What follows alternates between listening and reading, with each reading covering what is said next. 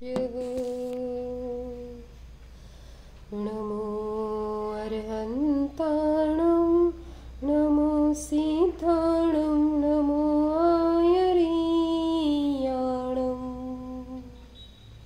नमो वत्सायाणं नमो लोये सवसाहुणं। जी बोलिए अनंताणं सिद्ध परमेष्टि भगवान की जय। पंच परमेष्टि भगवान की जय। जीववाणी माता की जय। सिद्धांत शास्त्र की जय। मंगलाचरण। ईस सुरासुर मनुसिंध वंदिदं धोदघायिकममलं प्रणमामि वर्धमानं तीर्थं धम्मसकतारं शेषे पुनतीर्थयरे ससंवसिद्धे विशुद्धस्वभावे समनेयणानदंसण चरित तव वीर्या यारे ते संवे समगं पत्तेगमेव पत्तेगं वन्दामि यवट्ठन्ते अर्हन्ते मानुषे खेते किच्चार्हन्ताणं सिद्धाणं तहणमो गणहराणम् अज्जावयवगाणं साहुणं चेदिसौवेसिं तेसिं विशुद्धदंसण नाणपहाणा समं समासेच उवसंपयामि समं जत्तो निवाण संपत्ति। जय बोले आचार्य भगवान कुंद कुंद देव भगवान की जय। परमागम श्री प्रवचन सार जी की जय।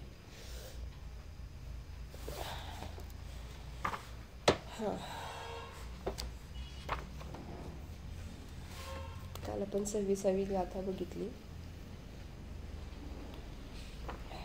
ज्याच्यामध्ये सांगितलं होतं की ज्ञान आत्म्यापासून अभिन्न आहे. जर ज्ञान सर्वगत आहे तर भगवान देखील केवली भगवान देखील सर्वगतच आहेत.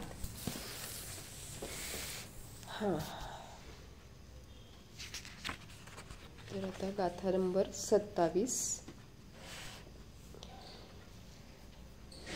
आतापर्यंत आत्म्याला ज्ञान प्रमाण सिद्ध केले.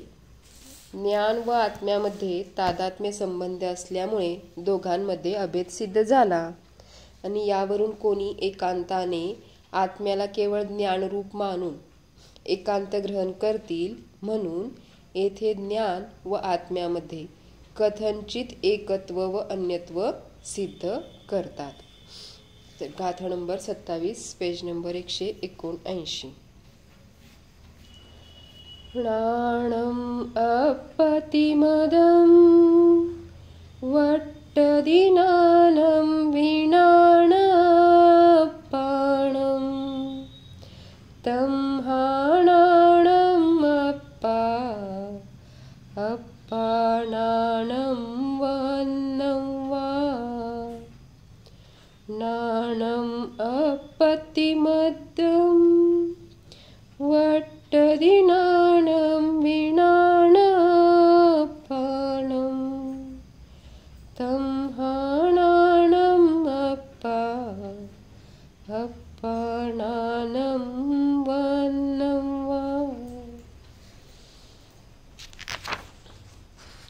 अन्वयार्थ नाणं म्हणजे ज्ञान, अपत्ती म्हणजे आत्मा आहे असे, मदम म्हणजे जिनेंद्र देवांचे मत आहे. अप्पाणम विना आत्म्याशिवाय अन्य कोणत्याही द्रव्यामध्ये ज्ञानम ज्ञान न वट्टदी म्हणजे राहत नाही, वसत नाही. तम्हा म्हणून ज्ञानम अप्पा ज्ञान आत्मा आहे. अप्पानानम व अन्नम वा आत्मा ज्ञान आहे व अन्य सुखादी गुणरूप आहे. मग या गाथेमध्ये हे स्पष्ट केले आहे की आत्मा केवळ एक ज्ञान गुणरूप नाही तर अनंत धर्मस्वरूप आहे. ज्ञानाचे अनन्य आश्रयस्थान आत्मा. ज्ञानाचा आत्म्याशी अनादि अनंत स्वभावसिद्ध संबंध आहे. ज्ञान आत्म्याला सोडून अन्य कोणत्याही द्रव्यामध्ये राहत नाही. ज्ञानाने आजपर्यंत कोणत्याही अचेतन वस्तूबरोबर आपला संबंध जोडला नाही. ज्ञानाने स्वाधारभूत चेतन द्रव्य सोडून अन्य चेतन द्रव्याशीही आपला संबंध स्थापित केला नाही.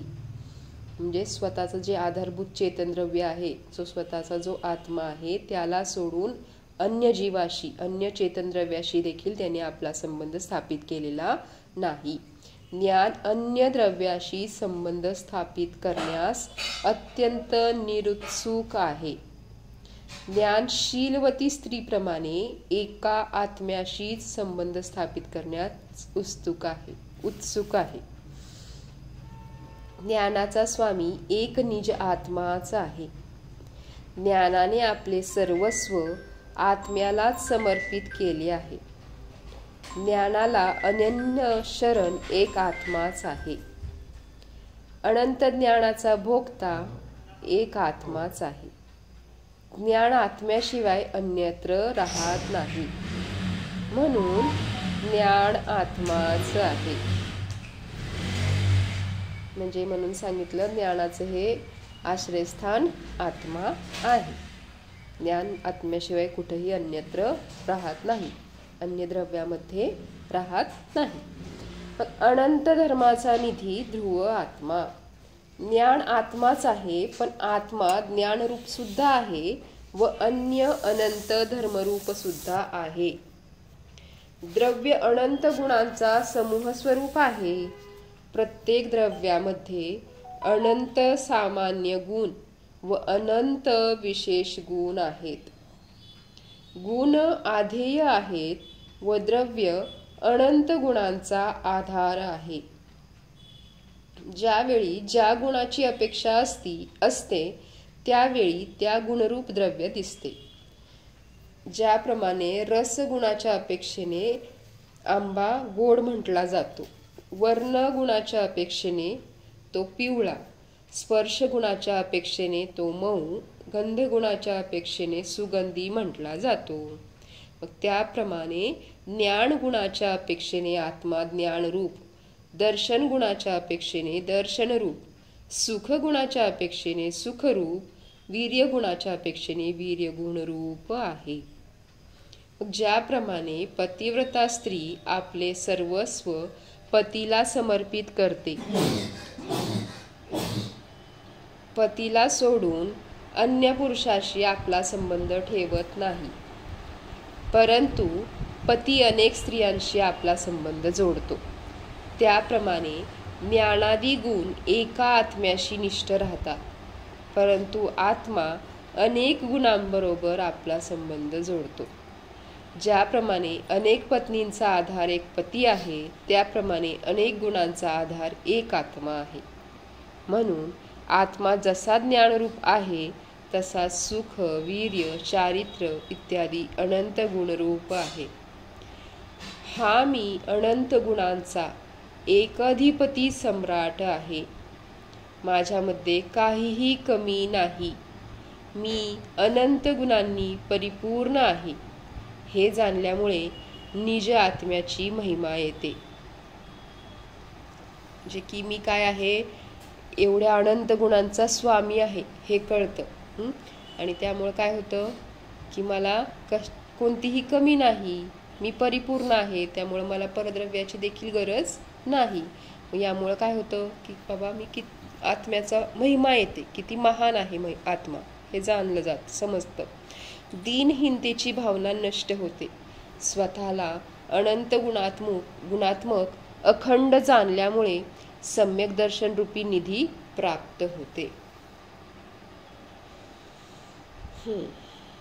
तर अशा प्रकारे आत्मा हा ध्रुवात्मा हा अनंत गुणांचा निधी आहे. अनेकांत बलवान आहे. जर सर्वथा ज्ञानाला आत्मा मानले तर ज्ञान आत्मारूप झाल्यामुळे ज्ञानाचा अभाव मानावा लागेल. ज्ञानाचा अभाव मानला तर पुन्हा दोन दोष उत्पन्न होतात.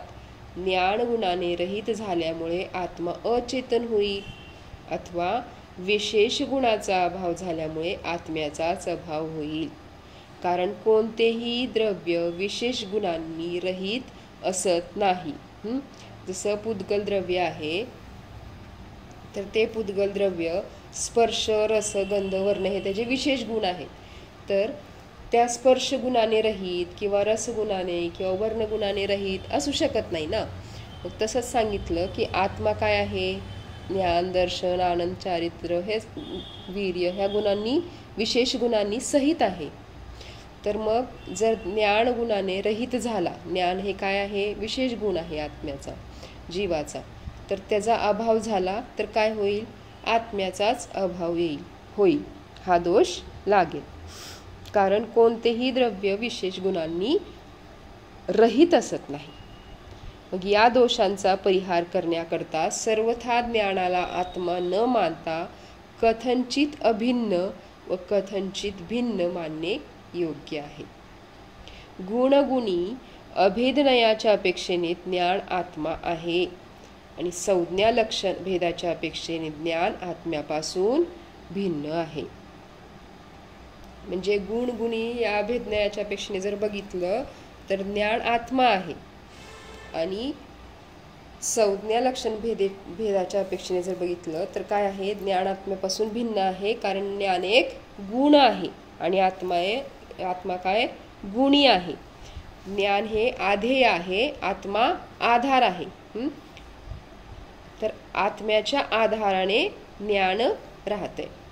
मग ज्ञान व आत्मा या दोन संज्ञा भिन्न आहेत, वेगवेगळे आहेत ना.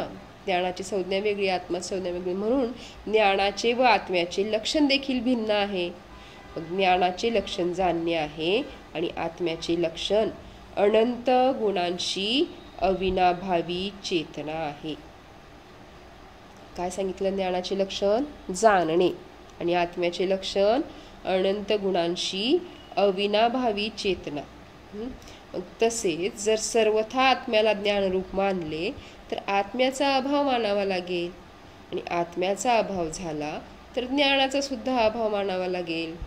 कारण ज्ञान निराधार राहू शकत नाही, आत्म्याच्या आधाराने ज्ञान राहते ना. ज्ञानाचा आधार आत्मा आहे. मग आधाराचा अभाव झाला तर आधेयाचा अभाव होतो. ज्याप्रमाणे साखरेचाच अभाव झाला तर गोडी कुणाच्या आधाराने राहणार, अग्नीच्या अभावामध्ये उष्णता कोठे राहणार. त्याचप्रमाणे आधारभूत आत्म्याचा अभाव झाला तर ज्ञान कोठे राहणार. तसेच आधारभूत गुणी आत्म्याच्या अभावात अन्य गुणांचा सुद्धा अभाव होतो. मग गुणांचा अभाव झाला तर गुणांशी अविनाभावी असणाऱ्या आत्म्याचा सुद्धा अभाव होतो. मग या सर्व दोषांना दूर करण्याकरता अनेकांत बलवान आहे असं सांगितलं. आत्मा कथंचित ज्ञानरूप आहे, कथंचित अन्य रूप सुद्धा आहे. अनेकांत म्हणजे वस्तू स्वरूपाला जिवंत ठेवणारी संजीवनी आहे. अनेकांत काय आहे, वस्तू स्वरूपाला जिवंत ठेवणारी संजीवनी, प्राणदायिनी अमृतवल्ली आहे. म्हणून अनेकांताचा आश्रय घेणे श्रेयस्कर आहे. कारण अनेकांत काय आहे, अपेक्षेकृत बघितलं जातं अनेकांतामध्ये, है ना. मग इथं काय सांगितलं होतं मगाशी की संज्ञेच्या अपेक्षेने बघितलं तर काय आहे, ज्ञान आत्म्यापासून भिन्न आहे. आणि गुणगुणी अशा अभेदन्याच्या अपेक्षेने बघितलं तर ज्ञान आत्मा आहे. त्यामुळे आपल्याला लक्षात येतं. आणि म्हणून सांगितलं इथं अनेकांतवाद इथं लावायचा आहे की कथनचित आत्मा कथनचित ज्ञानरूप आहे आणि कथनचित अन्य रूप सुद्धा आहे. मग जिनेंद्र भगवान सर्वगत आहेत व सर्व पदार्थ जिनेंद्रांच्या ज्ञानामध्ये स्थित आहेत असे पूर्वी सांगितलेले आहे. मग यावरून असे भासित होते की ज्ञानी पदार्थामध्ये गेला व पदार्थ ज्ञानामध्ये गेले आहेत. ज्ञान व ज्ञेयाचा परस्परांमध्ये प्रदेशांच्या अपेक्षेने प्रवेश होतो का? या प्रश्नाचं उत्तर आचार्य पुढच्या गाथेमध्ये देत आहेत. काय प्रश्न होता की ज्ञान आणि ज्ञेयाचा परस्परांमध्ये प्रदेशांच्या अपेक्षेने प्रवेश होतो का? ज्ञानाचे प्रदेश ज्ञेयाच्या प्रदेशामध्ये एकमेक होतात का, प्रवेश होतो का त्याचा, असं सांगितलं विचारलं इथे. तर मग आचार्य त्याचा उत्तर पुढच्या गाथेमध्ये सांगतायत. गाथा नंबर 28 पेज नंबर 182. नाणी नाण सहावो अठ्ठाने यप्प गाहिणाणीस रुवाणी व चक्षुणं नेवन्नो ने सुवट्टन्ति. नाणी नाण सहावो अठ्ठाने यप्प गाहिणाणीस रुवाणी व चक्षुणं नेवन्नो ने सुवट्टन्ति. अन्वयार्थ पहा. नाणी म्हणजे ज्ञानी आत्मा, नाण सहावो ज्ञान स्वभावी आहे व ही अठ्ठा म्हणजे पदार्थ, नाणीस आत्म्याचे नेयप्पगा ज्ञेयस्वरूप आहेत. रुवाणी व चक्षुणम ज्याप्रमाणे रूप डोळ्याचे दृश्य मात्र आहेत त्याप्रमाणे अन्योन्येषु ज्ञान व पदार्थ परस्परांमध्ये नेव वट्टन्ति प्रविष्ट होत नाहीत. ज्ञान व ज्ञेयाचा स्वभाव भिन्न भिन्न असल्यामुळे ते एकमेकांमध्ये प्रवेश करीत नाहीत. या गाथेचं असं तात्पर्य आहे.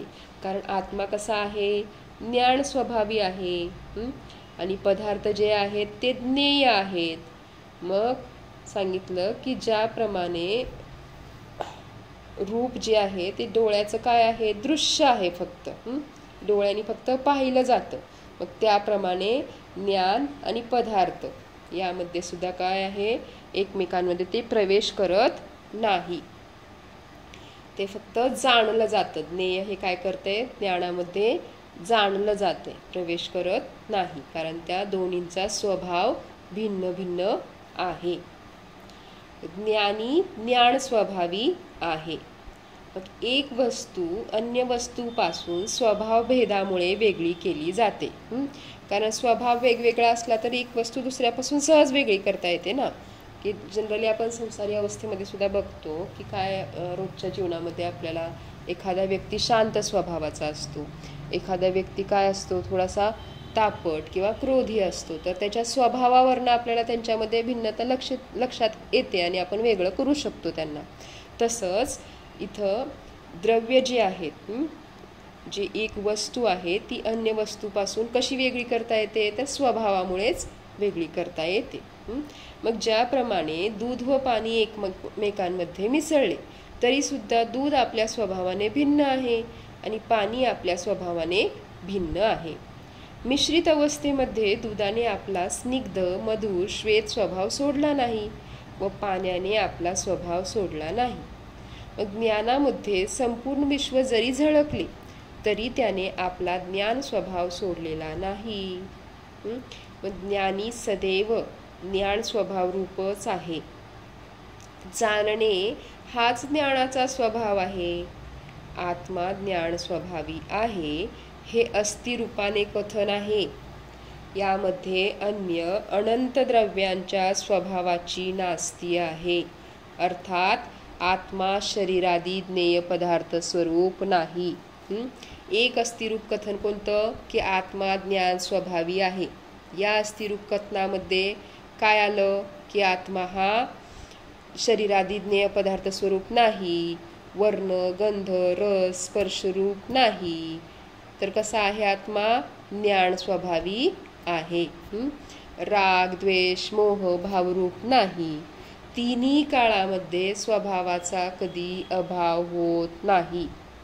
मी ज्ञान स्वभावी आहे हे जाणले तर सर्व दुःख संपले. अज्ञानी जीव स्वतःला ज्ञान स्वभावरूप न अनुभवता स्त्री पुत्र मित्रादी रूप शरीर रूप राग द्वेष मोहादी रूप अनुभवतो. त्यामुळे आकुलित होऊन दुःखी होतो. कारण परवस्तू तर याची कधीही होऊ शकत नाही. परवस्तूचे परिणमन सुद्धा याच्या अधीन नाहीच. त्यामुळे काय होते? दुःखाचं भागीदार व्हावं लागते. म्हणून काय सांगतायत आचार्य की मी ज्ञान स्वभावी आहे असं जाणा तर आता पण शांती आहे आणि पुढेही शांती आहे.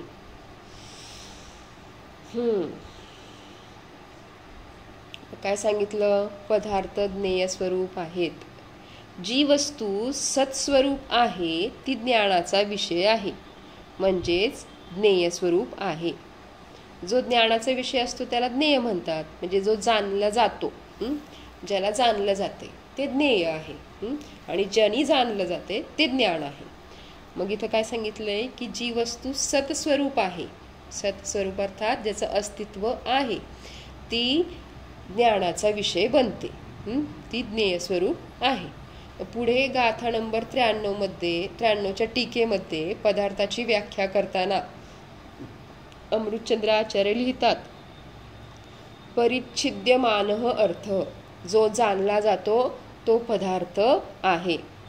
जे सत आहे तेच ज्ञेय आहे. जे असत आहे ते ज्ञेय होऊ शकत नाही. अर्थात ज्याचं अस्तित्व नाही ते ज्ञेय कसं असू शकेल? ज्ञानी ज्ञान स्वभावीच आहे व पदार्थ ज्ञेय स्वरूपच आहेत. ज्ञानीचा पदार्थामध्ये व पदार्थाचा ज्ञानीमध्ये अत्यंताभाव असल्यामुळे कोणी कोणामध्ये प्रवेश करीत नाहीत. ज्ञान व ज्ञेयाचा व्यवहाराने ज्ञेय ज्ञायक संबंधच आहे. आत्मा जाणतो म्हणून ज्ञायक आहे आणि पदार्थ जाणले जातात म्हणून ज्ञेय आहेत. म्हणूनच ज्ञानाचे ज्ञेय व ज्ञेयाचे ज्ञान असे म्हटले जाते. ज्याप्रमाणे लौकिकामध्ये पित्याचा पुत्र व पुत्राचा पिता असा संबंध जोडला जातो.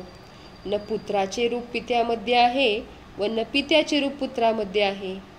एखाद्याला विचारले की पिता अगोदर आहे की पुत्र अगोदर आहे, कोणी म्हणेल की पिता अगोदर आहे, कारण त्याचा जन्म पूर्वी झाला आहे, तो वयाने मोठा आहे. परंतु ज्ञानी म्हणतो की पिता पुत्र दोन्ही एकाच वेळेस उत्पन्न झाले आहेत. कारण ज्यावेळी पुत्र उत्पन्न झाला त्याच वेळी त्यामध्ये पितृत्व आले ना पित्यामध्ये. पुत्राच्या जन्मापूर्वी तर तो पिता नव्हता, मग त्याचे पिता हे नाव पुत्राच्या जन्मक्षणी पडले. म्हणून पिता व पुत्र दोन्ही एकाच समयात उत्पन्न झाले असे म्हटले. मग याचप्रमाणे ज्ञान व ज्ञेयाचा ग्राह्य ग्राहक संबंध एकाच काळात आहे. ज्या काळात ज्ञानाने घट जाणला त्या काळात घट ज्ञानाचे ज्ञेय बनले व ज्ञान घटाचे ज्ञायक बनले. अशा पद्धतीने ज्ञानी हा ज्ञान स्वभावी आहे आणि पदार्थ हे ज्ञेय स्वरूपच आहे. हे इथे विश्लेषण झालं.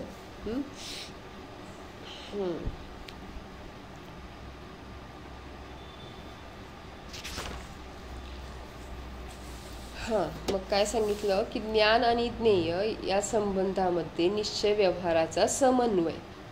मग निश्चयने ज्ञान आणि ज्ञेय आपापल्या स्थानी आहेत. कोणी कोणामध्ये घुसले नाहीत, तरी सुद्धा जाणण्याच्या अपेक्षेने ज्ञान ज्ञेयामध्ये गेले व जाणले जाण्याच्या अपेक्षेने ज्ञेय ज्ञानामध्ये गेले, असा व्यवहार होतो. मग ज्याप्रमाणे डोळा आपल्या स्थानी आहे व पदार्थ आपापल्या स्थानी आहेत, परंतु डोळ्यांनी पदार्थांना पाहिले म्हणून असे म्हटले जाते की हे सर्व पदार्थ आमच्या दृष्टीमध्ये आले व आमची दृष्टी सर्व पदार्थांमध्ये गेली. मग पाहण्याच्या अपेक्षेने दृष्टी सर्व पदार्थांमध्ये गेली. पाहण्याच्या अपेक्षेने दृष्टी सर्वांमध्ये आहे, परंतु वास्तविक आमचे डोळे सर्वांमध्ये नाहीत व दृश्य पदार्थ आमच्या डोळ्यात नाहीत. जर डोळे पदार्थामध्ये गेले तर दिसणे बंद होईल, कारण डोळे पदार्थ रूप झाले ना. आणि पदार्थ डोळ्यामध्ये घुसले तर अग्नीला पाहताना डोळे जळून जातील, बर्फाला पाहताना डोळे थंडगार होतील, पण तसं तर होताना दिसत नाही. म्हणून डोळा पदार्थामध्ये व पदार्थ डोळ्यामध्ये न घुसता पाहण्याची क्रिया होते. त्याचप्रमाणे ज्ञान व ज्ञेयाचा संबंध आहे.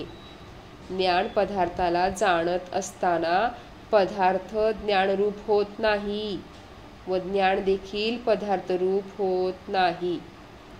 जाणणे मात्राच्या अपेक्षेने दोघांचा संबंध सांगितला जातो.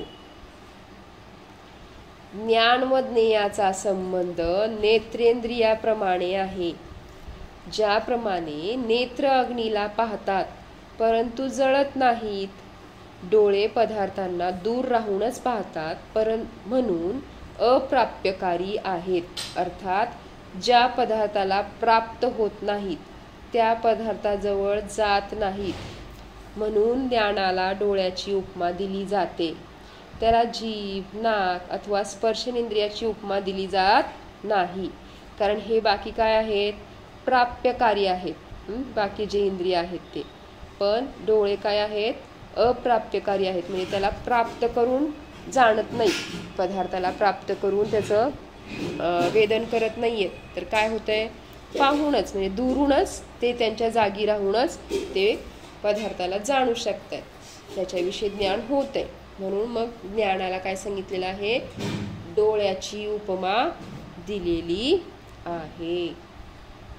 अशा पद्धतीने ज्ञान आणि ज्ञेयाचा संबंध इथे सांगितलेला आहे की निश्चयाने कसा आणि व्यवहाराने कसा. निश्चयाने ज्ञान आणि ज्ञेय आपापल्या स्थानीच आहेत, पण व्यवहाराने म्हटलं जातं की ज्ञान ज्ञेयामध्ये गेलं किंवा ज्ञेय ज्ञानामध्ये गेलं, जाणण्याच्या अपेक्षेने फक्त. त्यामुळं अशा पद्धतीने संबंध इथे सांगितला गेला आहे. तर आज आपण इथेच थांबूया. ओम नमः जगल 24 भगवान की जय. जिनवाणी माता की जय. जावानी के ज्ञान से सूझे लोकालो, सोवानी मस्तक नमो सदा देत हूँ दो. देव भजो अरहंत नित, गुरु सेवो निर्ग्रंथ, दया धर्म पालो सदा, यही मोक्ष का पंथ. जब सिद्धांत शास्त्र की जय. सावधान.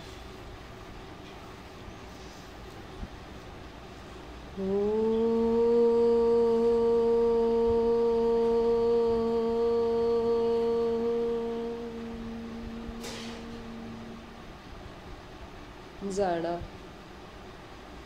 हा मी शुद्ध चैतन्यमय आत्माच आहे. हा मी आत्मा ज्ञानदर्शन स्वभावी आहे.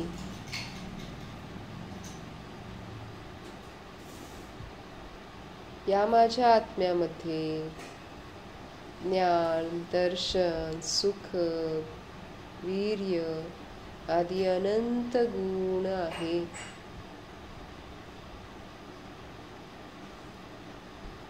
हा मी ध्रुवात्मा या अनंत गुणांचा स्वामी आहे. सम्राट आहे. मी माझ्यामध्ये परिपूर्ण आहे. मला परद्रव्याच्या परकणाची किंचित मात्र ही गरज नाहीच.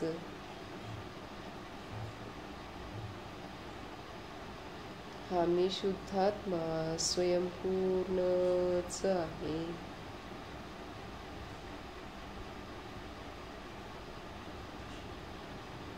ज्ञानादी गुणांचा स्वामी आहे. अनंत गुणांचे वैभव हीच माझी खरी निज संपत्ती आहे, जी माझ्यापासून कधीही वेगळी होत नाही.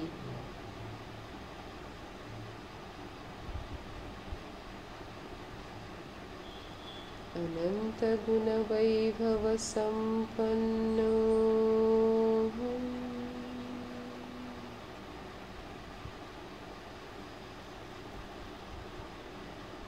अनंत सुख संपन्नो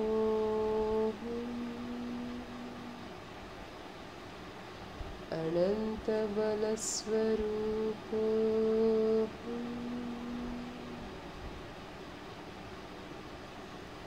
ज्ञानानंद स्वरूपो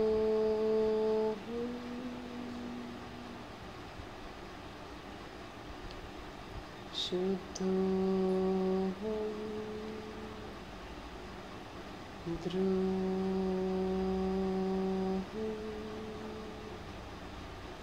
जीवोऽहम्।